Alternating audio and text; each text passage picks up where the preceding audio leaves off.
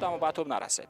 موج نوی حمله دسته وحش را توجه میکنیم. ضربه نوریدین امرخالف، این اولین ضربه بود که ما با اشتراک بازیگران دسته وحش از هیئت ذخیره به بازی رقابت وارد گردید. اینجا کامران ابراهیموف با توپ پس به داخل جریمه‌گاه امکانیت برای دسته ارتش ضربه را میبینه و یا نه عبدالخالد بارانوف اینجا ضربه میزند و تقای زوده اینجا ضربه برای کامران ابراهیموف کش کرده ایستاده است.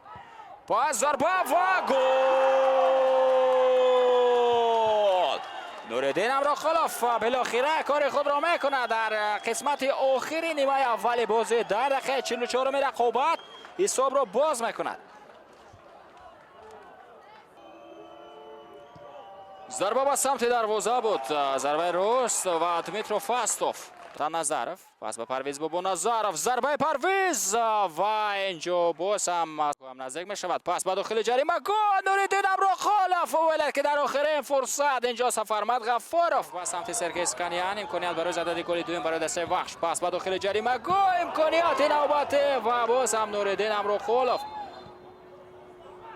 ضربه عظیم با سمت دروازه و کم پهلوتر نظرف با توپ پس به محمد جان ناسکوف یک سال دیگر فرصت ضربه و باز ارتوف تیتم نظرف با داخل جریمه گاه ضربه سیاوش اسرار و چگونه سه ویوله بود از جانب تقای زوده. ضربه با سمت دروازه و چگونه ضربه سخت و قوی بود. جو پاس میدهد به سعی مختار عظیموف. ضربه با سمت دروازه و چگونه ضربه خوفناک بود که از جانب سعی مختار عظیموف ما دیدیم. مصطفی ملکشویف یک ارسال دیگر امکانیت برای دسته کلوب مرکزی ورزش ارتش و گل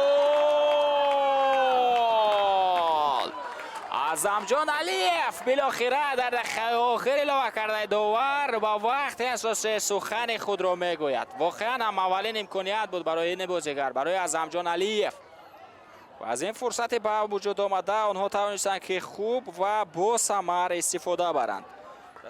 با من تمام دوستان از اجماع داشته که گلمراد سعدالله بلند می شود و دسته وحشان برتری که داشت نتوانست آن را حفظ کند و در دقیقه آخر بعد از خود گل سر داد.